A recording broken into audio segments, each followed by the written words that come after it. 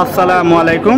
বাংলাদেশে বর্তমান বিভিন্ন জায়গায় নাশকতা করতেছে, বিভিন্ন বাড়িতে ডাকাতি করতেছে। দেখেন, ডাকাত চক্রকে ধরছে সেনাবাহিনী, ধরছিল গ্রামবাসী, পরবর্তীতে সেনাবাহিনীদের হাতে তুলে দেওয়া হয়েছে।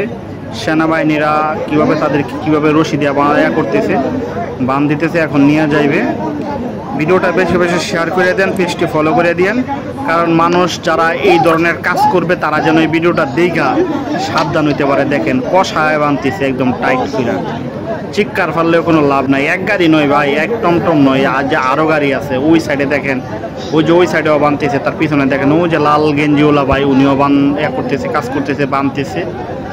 মানে সেনাবাহিনী এখন নিয়ে যাবে এদেরকে, নিয়ে পরে সেনাবাহিনীর যে আপ্যায়ন আছে এই আপ্যায়ন তাদেরকে করবে। ঠিক আছে, যারা এই ধরনের কাজ করবেন, মন মানসিকতা আছে, তাদেরকে দেখে সাবধান হয়ে যান ভাই। সেনাবাহিনীর আদর খাইলে তো বুঝেন তো, একদম কিছু রাখবো না। তারা কিন্তু পুলিশ না, তারা কিন্তু সেনাবাহিনী।